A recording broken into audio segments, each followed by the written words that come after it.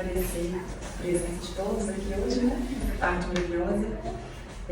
Todos se sintam muito acolhidos e amados por essa nossa casa querida. Agradecer a presença dos nossos familiares espirituais que nos acompanham, nos ajudam, nos auxiliam no dia a dia. Né? Vou começar a nossa oração hoje para iniciar nossos trabalhos. Peço a cada um que eleve seu pensamento a Jesus, né, a Deus, para a gente fortalecer essa oração.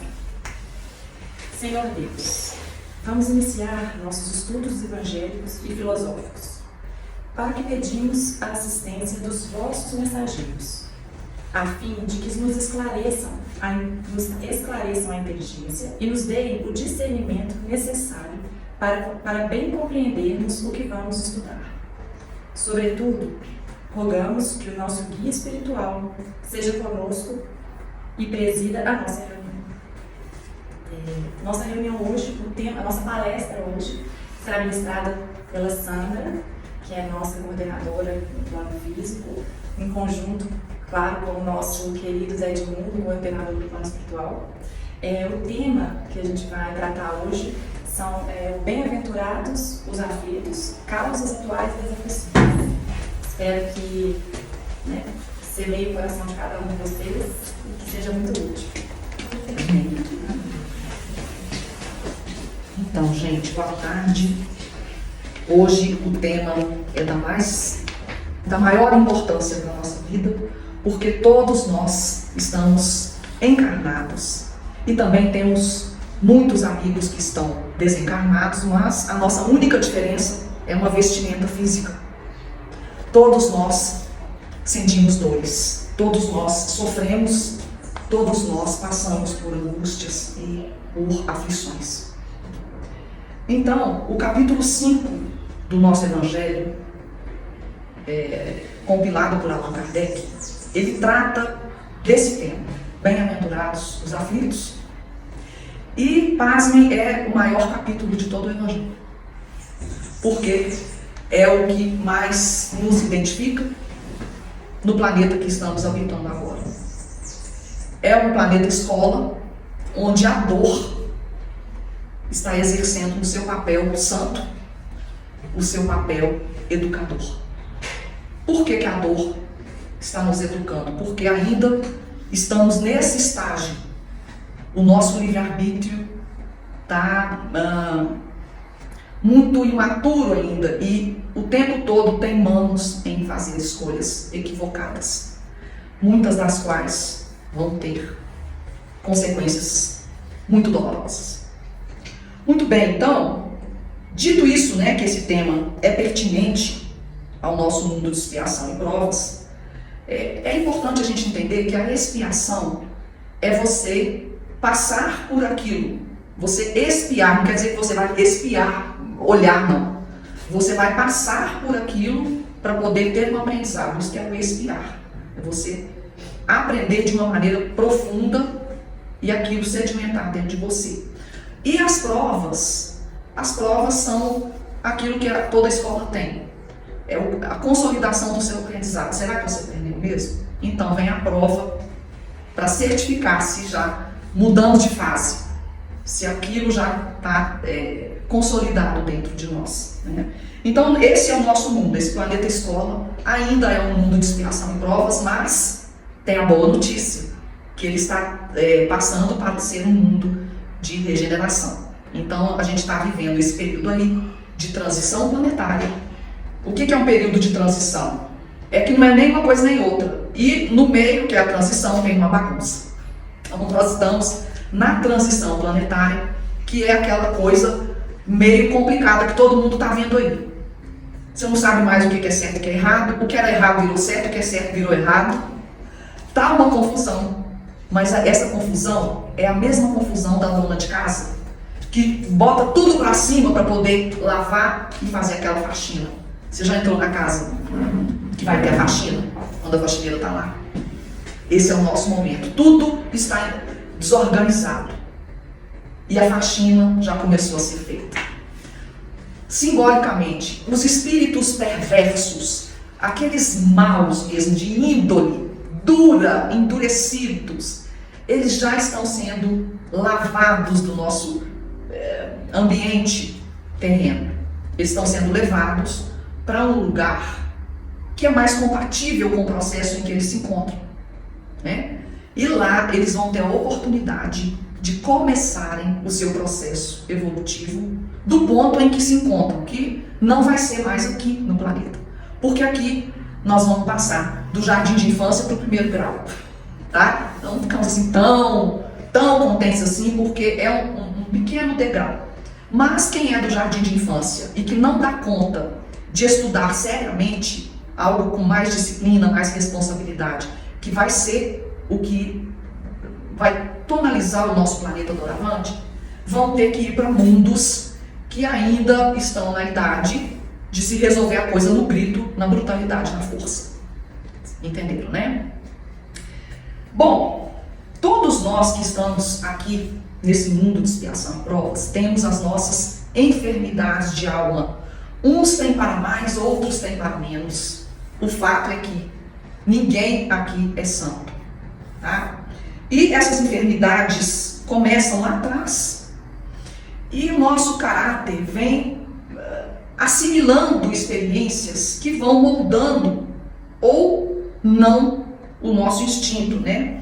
A nossa conduta de vida, nossa conduta. E é por aí que os espíritos nos conhecem, que é pela qualidade da energia que a gente já conquistou. Tudo que a gente conhece, tudo que a gente sente e tudo que a gente faz está sendo gravado. Está sendo rigorosamente gravado. Acho que é Santo Agostinho mesmo, que fala que Deus está em todo lugar. Deus está em tudo, é o Deus imanente, está em todo lugar. Mas o principal lugar que Ele está, o principal lugar é dentro de nós. E Ele nos vê dentro das nossas ações. Ele está dentro de nós. Então a gente não precisa buscar Ele muito fora, não. Ele está dentro. E Ele nos vê, isso aqui é interessante. Ele nos vê como nos vemos. Se Ele está dentro de nós e nos conhece melhor do que nós nos conhecemos, Ele vê o mundo pelos nossos olhos. Isso é grave, isso é sério. Por quê? Porque não escapa do conhecimento de Deus o menor pensamento e intenção que temos. E a aflição e o sofrimento que trazem a dor para a nossa vida é o nosso instrumento de lapidação, como se a gente fosse diamantes brutos. E a gente vai passando pelo esmeril. Esse esmeril seria a dor. É a dor. Que vai trazer de nós o que temos de melhor, que é Deus em nós. A gente vai se despindo desse ego, dessa imaturidade, dessa ignorância e dessa ingenuidade que a gente traz de príncipes eras para ir mostrando esse divino que está dentro de nós e que estamos condenados, graças a Deus, a expressá-lo através da lei do progresso. Ah, mas eu não quero. Não tem jeito. Lei é lei. As leis de Deus independem da gente querer ou não que elas ocorram. Elas estão aí para serem seguidas. E todas as vezes que a gente não segue as leis de Deus, a gente cai em quê? Em dor e sofrimento. Eu estou querendo concluir, junto com vocês, que a única forma de encontrarmos a felicidade na nossa vida é a gente se alinhar a todas as leis divinas. Sandra, mas quais são as leis divinas? Allan Kardec nos ensina quais são as leis divinas. Lei do progresso é a primeira que eu falei. Todo mundo está condenado a evoluir. Mais cedo ou mais tarde, um dia, nós vamos nos cansar da dor. Porque enquanto a gente está indo contra a lei, a gente está doendo, a gente está aflito, a gente está na angústia, principalmente na angústia existencial.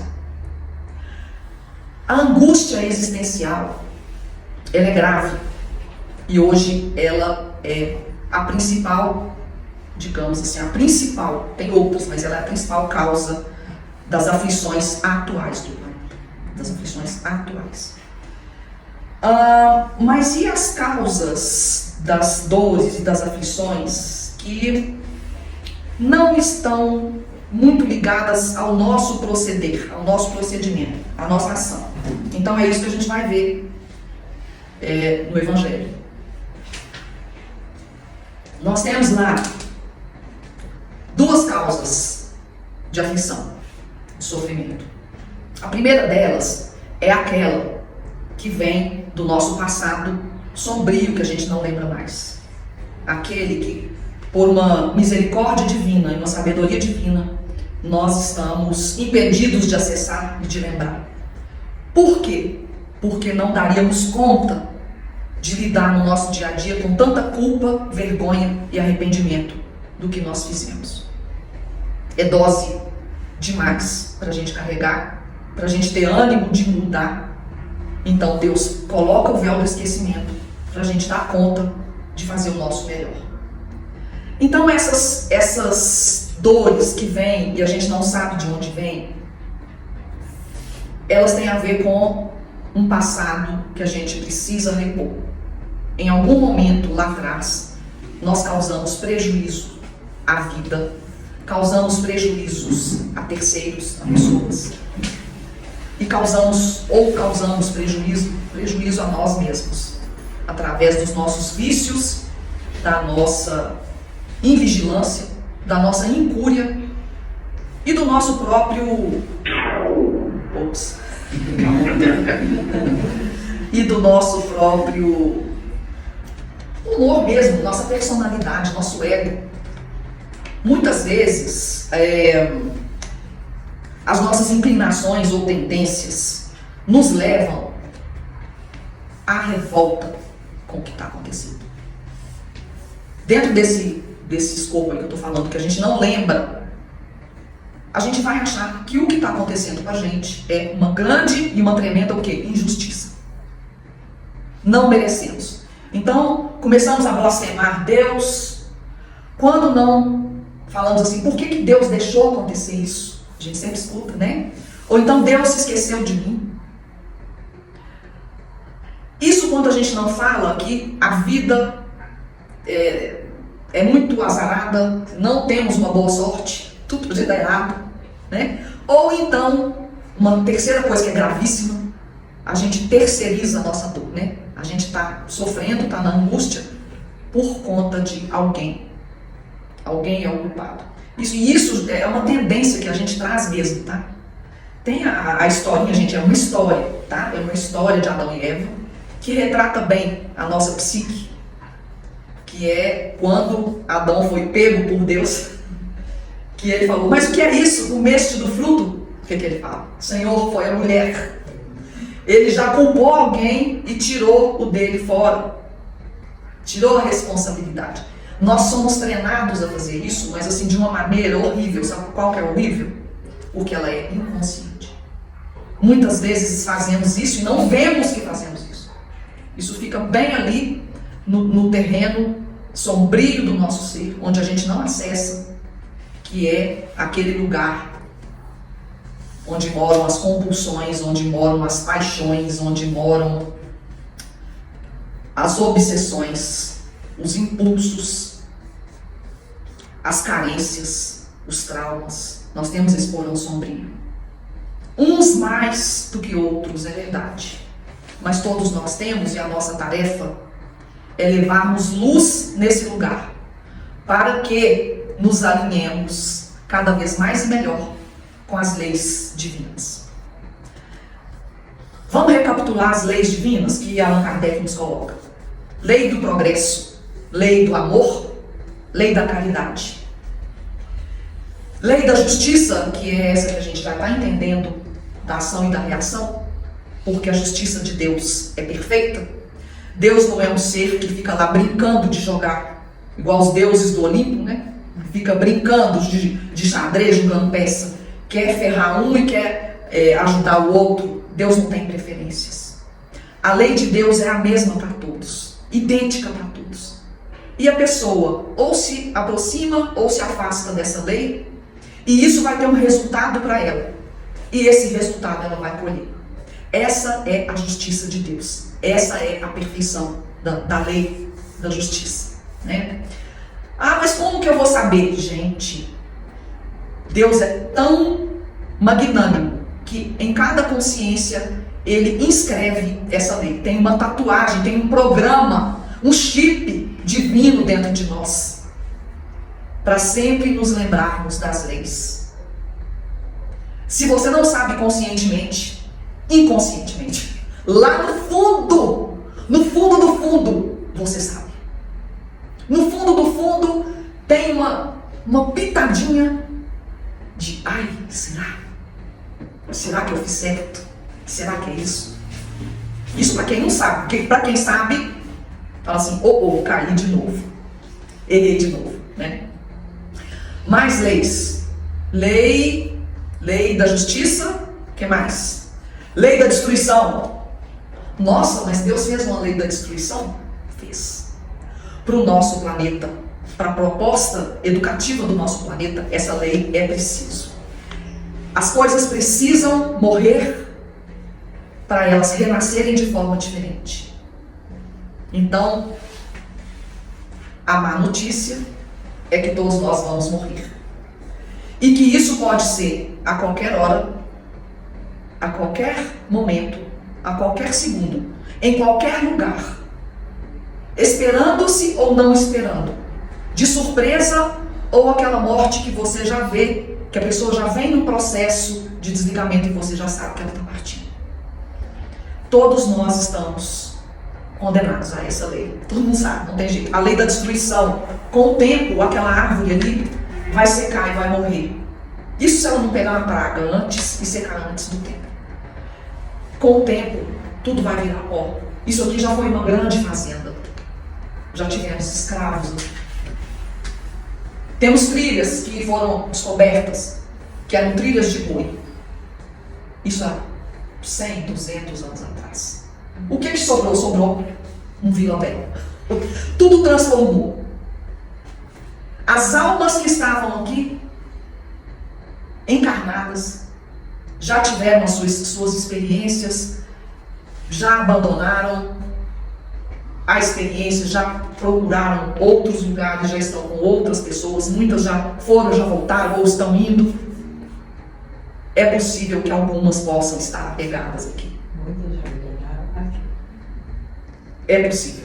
Tudo é possível nesse mundo maravilhoso de reciclagem, que é a lei da destruição. Maravilhosa. Então, a gente tem que entender que todas as leis de Deus são justas e boas para nós. São justas e boas para nós.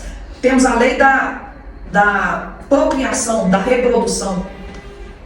Ainda bem que nós temos um instinto de sobrevivência. Por isso que quando a gente infringe a lei da vida, que tudo tem uma tendência a querer viver, a vida luta por viver. Isso é uma lei de Deus. Ela tem um nome, eu até anotei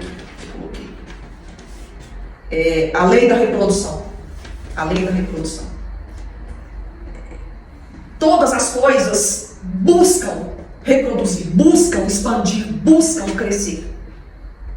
Ah, mas eu não quero crescer. Eu não quero, não vou. Ok. Deus não força ninguém a nada.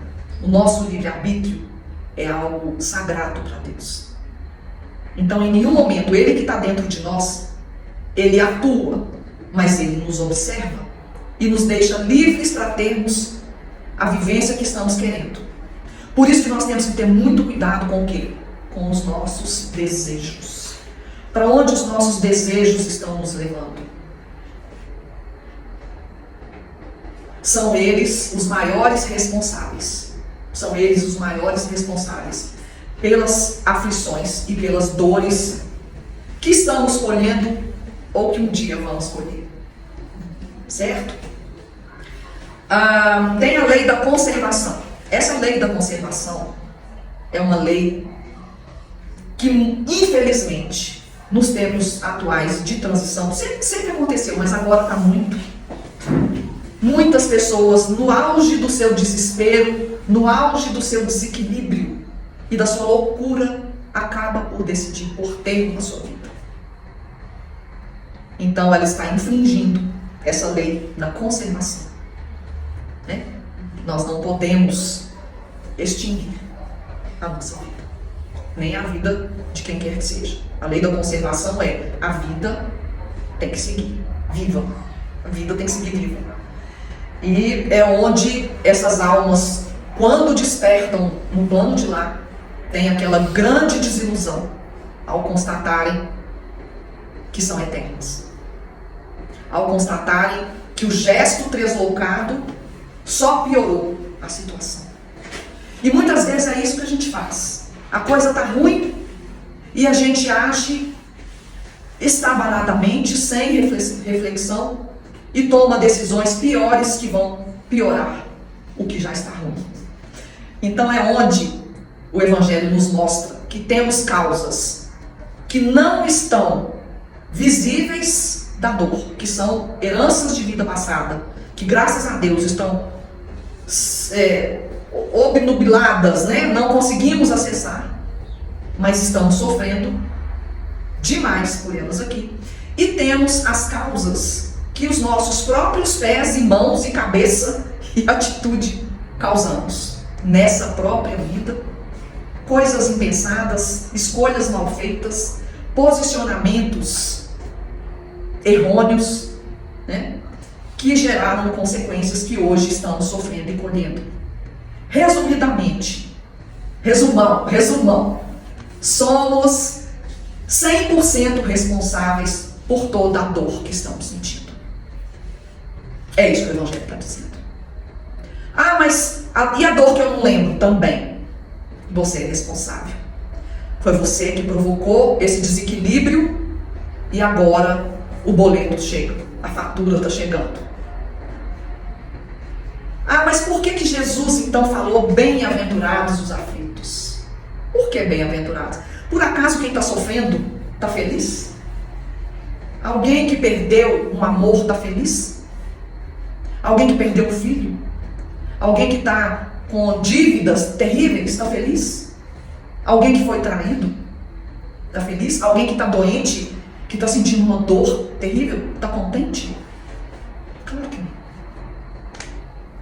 Existe o bem sofrer, e é esse bem sofrer que Jesus está chamando a gente para entender. Esse é o bem-aventurado, é aquele que sabe sofrer. O que é saber sofrer? Como que eu sei sofrer? Quando eu não me revolto perante Deus, perante a vida, eu não me enveneno, nem enveneno as pessoas que estão do meu lado. Quando eu não busco saídas de fugas diversas, tem tantas fugas, a principal delas é pelo vício, pelas drogas, pelo sexo, ou mesmo pela negligência. Ah, não quero saber dessas coisas não, quando eu virar espírito eu vejo. Eu escuto muito isso. Ah, estou muito nova, quando eu estiver velha eu mexo com isso. É a negligência. Quando vem a dor, não sabe sofrer. Não sabe sofrer. Como mais que a gente aprende a sofrer bem, o bem sofrer? Estudando, compreendendo o Evangelho. Está aí. O Evangelho é um roteiro completo, perfeito. Não tem erro, não tem dúvida. Se está condizente com o Evangelho, é caminho. Se não está, alto lá. A gente consegue colher muita dor e muito espinho através da nossa invigilância. O nosso deixa ser, deixa acontecer, não arregaçamos as mangas para fazer, para atuar, perdemos oportunidades maravilhosas, oportunidades únicas que passam à nossa frente, um convite que chega, venha ao fé. Perdemos oportunidades maravilhosas de ajudar alguém, de acolher uma pessoa que nos liga querendo uma palavra amiga, que nos convida para tomar um chá, mas na verdade ela quer desabafar, quer passar uns momentos, quer um pouco de carinho. Perdemos grandes oportunidades de ajudar alguém que precisa. Enfim, a nossa negligência é uma coisa espantosa. Deus é muito carinhoso e muito paciente conosco. A paciência dele é infinita. Somos recalcitrantes. E a nossa fé é aquela fé que quando tudo está bem, a gente esquece dele. Quando deu uma dorzinha de barriga ou de cabeça, ai meu Deus, deixa eu fazer uma prece. Ao invés de sempre o procurarmos para estarmos em constante conexão e sintonia com ele, principalmente nos bons momentos. Mas ele nos conhece e sabe que a gente ainda não chegou nesse ponto. Vamos chegar, né? Nossa meta. Mas já temos aí um primeiro clarão, que é: sofremos quando infringimos as leis. No livro Céu e Inferno tem uma explicação maravilhosa sobre a justiça de Deus. Maravilhosa. Mas tem um postulado lá que é o seguinte: para cada imperfeição que temos, olha a matemática, para cada imperfeição que temos, colhemos uma dor. Se temos 10 imperfeições, tá lá, colhemos 10 dores. Então são as nossas imperfeições que fazem com que a gente negligencie o certo, as leis de Deus. As nossas imperfeições fazem com que tomemos decisões equivocadas, que vão gerar consequências terríveis, mais ou menos fortes, que vão bater na nossa porta, pedindo reajuste lá na frente. Se não for agora nessa vida, será na próxima. Por exemplo, alguém que está inveterado no cigarro e na bebida, né? Alguém que está inveterado nesse caminho, vai danificar o corpo físico, né? Talvez nessa vida não seja possível limpar todo o perispírito dessa morbidez que se aglutina com esse desgaste, né, da infração da lei da conservação. Nós temos que conservar o nosso corpício, né? Aí, essa morbidez não se drena o suficiente, por exemplo, com um efizema pulmonar na velhice, ou um tumor no pulmão, vai ficar um resíduo para a próxima encarnação ter a limpeza. A pessoa desregrada no sexo, né? Como o Dudu diz, a piriguete, o Dom Juan, aquele lá também vai colher esses frutos amargos de usar as faculdades genésicas de uma maneira que não deveria, porque a morbidez também fica aglutinada nos órgãos genésicos, né? No chakra genésico, e isso pode não se limpar nessa vida, ficar para a próxima. A questão dos abortos, a mesma coisa. Aonde se faz o aborto, fica ali o ponto mórbido no perispírito, e isso daí sabe-se lá quanto tempo que vai levar para sair da pessoa. Normalmente, quando ela vai querer ser mãe na vida posterior, ela vai ter uma dificuldade muito grande de engravidar. Tá? Ou seja, pela natureza do sofrimento que temos hoje, podemos ter uma ideia do que nós fizemos lá atrás e que não lembramos, graças a Deus. Porque, por exemplo, vamos dar um exemplo para mim. Como eu poderia ter cara de vir aqui na frente falar do Evangelho se eu me lembrasse das infrações que eu cometi naquilo que eu estou falando? Eu mesma não iria me dar essa chance, né? Eu mesma iria me considerar um hipócrita. Ainda bem que a gente esquece. Porque a gente tem uma chance de começar de novo, de começar certo, de fazer o certo. E aí o amor cobre uma multidão de pecados. Quem fala isso, né? Quando a gente aprende a amar, a lei do amor é a lei mágica. Quando a gente ama, a gente transmuta muito sofrimento, a gente transmuta a aflição, a gente transmuta dor, né? Bom, gente, eu fiz uma colinha aqui para eu conseguir falar tudo, né? Então a gente está vendo que o nosso sofrimento de hoje, Allan Kardec nos coloca como 100% responsáveis. Então não adianta a gente culpar o nosso chefe, que é uma pessoa sem coração, o nosso companheiro, o nosso esposo, né? Não adianta a gente culpar nosso vizinho, porque ninguém é responsável pelo que você sente. Porque se a dor é inevitável, o sofrimento, ele é opcional, de acordo com o que você resolve fazer daquilo. Se você encarar aquilo como uma colheita, se você encarar essa dor como um processo do seu aprendizado e evolução, se você encarar essa dor, essa dificuldade, esse entrave, como um aparelho de musculação para o seu espírito, para a sua alma, você vai olhar o problema, a dificuldade com outros olhos. Você vai olhar com os olhos de quem? Quem está dentro da gente? E está olhando tudo também? Deus. Você vai olhar com os olhos dele. Por isso que naquela prece de São Francisco, que todos nós fazemos de manhã, não é verdade?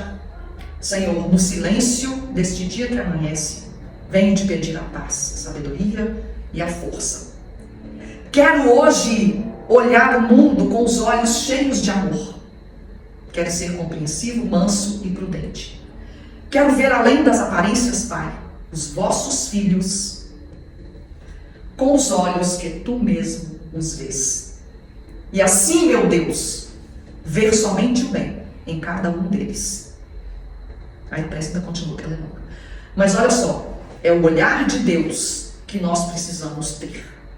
Enquanto o nosso olhar for um olhar distorsivo, um olhar convergente, um olhar que tira a responsabilidade de si e escapa, joga no outro. Um olhar que só vê a maldade. Às vezes vê um homem e uma mulher conversando lá, estão combinando um programa. Olha o olhar, olha a maldade, né? Ou então a pessoa que nessa paisagem que está aqui, ao invés dela ver a beleza do céu, da montanha, do verde, ela escolhe um ponto, mas olha que árvore seca horrível. E ali ela fica concentrando o seu foco. Somos danados para fazer isso. Somos danados para fazer isso. Por conta da nossa ingratidão. A nossa tendência é sermos ingratos. Nós trazemos isso de priscas eras. Por isso aquela parábola do filho pródigo, né? Nós somos o filho ingrato que tem tudo e sai para poder viver as coisas do mundo. Mas depois que a gente quebra a cara, sofre muito. E o vazio existencial nos esgota, porque a gente esgota da maldade, esgota de ver tanta coisa errada, esgota da luxúria, esgota dos excessos. Aí a gente quer voltar para a paz de Deus. A gente quer a paz. Todo mundo, sem exceção, mais cedo ou mais tarde. Ah, mas e o revoltado? O revoltado, uma hora, fica exausto de ficar revoltado. E ele quer mudar isso dentro dele. A única forma de mudar isso é buscando Deus e as suas leis. Não tem jeito. Então, voltando, quero ensinar vocês, como Allan Kardec nos ensina, a descobrir como que a gente vai ser bem-aventurados, como Jesus nos promete. Porque Ele promete a bem-aventurança para quem sabe sofrer. Para quem não sabe sofrer, o sofrimento só complica, né? Falei que já está ruim, pode piorar. E piora com as nossas más escolhas. Nosso ego, nosso humor difícil, nossa maneira distorsiva de enxergar as coisas. Às vezes uma pessoa chega e fala: oi, bom dia, tudo bem? Aí o nosso olhar distorsivo dentro de nós, nossa, que falsidade. Como é falsa? Quem está com o erro? A pessoa que disse bom dia ou a que teve esse pensamento? Que Deus ouviu, Deus escutou. Temos que ter esse cuidado. Cuidado com o nosso pensamento e o nosso coração. Senhor, quero ter um coração puro. Purifica, meu Deus, meu coração. Porque se a gente não tiver um coração puro, nós não entraremos no reino dos céus. E o coração puro é uma forma da gente se alinhar ao amor incondicional que Deus nos pede. Outra coisa que é muito comum, principalmente na plateia espiritual que temos aqui hoje: nunca perdoarei. A minha vida seria outra se eu não tivesse sofrido tal e qual prejuízo. Se fulano ou ciclano tivessem tido uma outra postura, tivessem tido um outro comportamento, eu não estaria assim, eu não estaria aqui. Lê do engano. Por quê? Se a pessoa fez tudo o que estava no alcance dela, tudo, ela amou, ela serviu, ela trabalhou, ela foi justa, ela foi nobre, ela renunciou, ela fez o melhor, se ela atuou dentro da lei toda, a lei do trabalho, que é uma lei importantíssima também, que eu nem falei, que é uma lei que não podemos deixar de gravar aqui, né? Será que ela fez tudo isso? Se ela fez tudo isso que eu acabei de falar, e ainda assim veio a situação, é porque ela devia passar por essa experiência, também por colheita dela, também por prova, porque o nosso planeta escola é isso, é expiação e prova. Agora, será que em algum momento ela teve alguma participação de travar um duelo, de responder mal, de soltar um palavrão, uma calúnia? Será que em algum momento ela não fez algo que jogou uma gasolina nessa fogueira? É isso que cada um de nós que está sofrendo uma situação muito difícil tem que pesquisar. E isso é só através da autoanálise, da meditação, do autoaprimoramento. É só por esse caminho que a gente vai descobrir quem somos, como reagimos, como podemos ser melhores no trato com o outro, como é que é o nosso humor, como é que a gente interage socialmente, afetivamente. É com o coração, é com a mente, é com a alma. Nós precisamos aprender uma coisa de uma vez por todas. Nós precisamos aprender a ver os outros como almas. E aí sim, nós estaremos exercendo uma lei muito importante, a lei da igualdade. O orgulho nos faz achar que somos melhores do que qualquer um. E isso aí já é débito caindo em nossa conta espiritual. Já começamos a ficar devedores quando fala, isso não é para mim. Eu não sou como fulano. Eu não mereço isso. Eu não mereço esse trabalho. Eu não estou fazendo uma apologia à dor, mas a gente tem que aprender que sem arregaçarmos as mangas e fazermos o que é preciso, no caminho que a gente está, com as pessoas que estão conosco, a gente não vai conseguir nos alinhar com as leis de Deus. É difícil? É, mas não é impossível. Então, estamos tendo acesso a esses conhecimentos. Estamos tendo acesso a esse pensar, a essa reflexão. Então, só nos falta o quê? Processar isso e mudar. E essa decisão é particular, é pessoal e intransferível. Ninguém pode dar consciência a ninguém. O máximo que pode acontecer é igual uma professora explica para um aluno algo que ele precisa compreender com a mente. Dar valor e significado àquilo e agregar esse valor, fazer com que isso vire consciência. Vocês sabem a diferença de ciência para consciência? Por exemplo, quando a gente lê, eu até deixei uma partezinha aqui para ler, vocês vão ter ciência de uma coisa, preste atenção. Antes de nos queixarmos da sorte, inquiramos de nós mesmos se ela não é obra nossa. A cada desgraça que nos chegue, cuidemos de saber se não teria estado em nossas mãos evitá-la. Consideremos também que Deus nos outorgou a inteligência para que nos tirássemos do lameiro e que de nós depende o modo de utilizarmos. Todo mundo tomou ciência, não tomou? O que seria a consciência? Seria você adotar isso como uma meta ou como uma regra interna de vida. Quando eu vejo uma ordem assim, não jogue papel no chão. Eu li, eu tomei ciência, não posso jogar lixo no chão. Mas aí ninguém está vendo, eu passo e jogo o pauzinho do picolé no chão. Eu tenho ciência, mas eu não tenho a consciência. A consciência é quando você sabe e o seu comportamento entra no eixo de coerência com o que você sabe. Então, a pessoa consciente é uma pessoa que faz o que sabe que tem que fazer.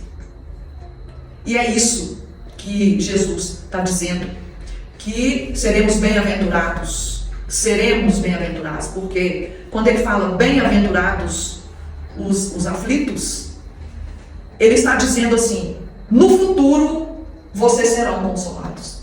Agora é dor, igual eu falei. Ninguém está com a dor de barriga e está achando bonito.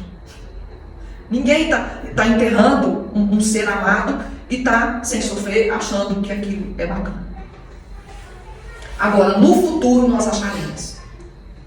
É o Consolador. Que inclusive é o próximo capítulo do Evangelho. Primeiro é Bem-aventurados os aflitos, um capítulo gigante, que eu aconselho todo mundo a ler. E depois é o Consolador. O Consolador nada mais é do que esse momento em que tomamos a consciência dos porquês dos porquês. E como que nós saímos vitoriosos de algumas propostas reencarnatórias que a gente fez. Na semana passada, o Dudu falou sobre a reencarnação. Quem não assistiu, aconselho a assistir no YouTube, está lá a palestra inteira gravada. Nós temos um processo reencarnatório planejado. E as dores principais que a gente vai viver já estão programadas. Já estão. Ah, mas pode sofrer alteração? Pode. Para o bem e para o mal, tá? Aí pode melhorar se a gente entrar num estágio de serviço, de conexão divina, de importância para Jesus no mundo, que ele, Deus, os nossos mentores, nossos guias acham que é melhor ficar mais. É melhor ficar mais. E aí nós temos uma prorrogação do nosso tempo aqui, porque a gente está num caminho que está sendo interessante e construtivo para a espiritualidade. Por outro lado, se já estamos ali num caminho complicado, uma postura perante a vida de negligência, de erros, e aí já chega a situação programada para a dor e para o sofrimento, e nos encontra naquele estado, o céu cai na cabeça. Né? O céu cai na minha cabeça, cai mesmo. Pelas duas razões que a gente viu hoje aqui. Pelas duas razões. Ou é anterior a esta vida, ou é dessa vida mesmo que a gente complicou. Porque quando essa dívida chega, ela pode vir complicada, bem complicada, por conta das nossas aquisições atuais, que estão bem aquém do que foi programado.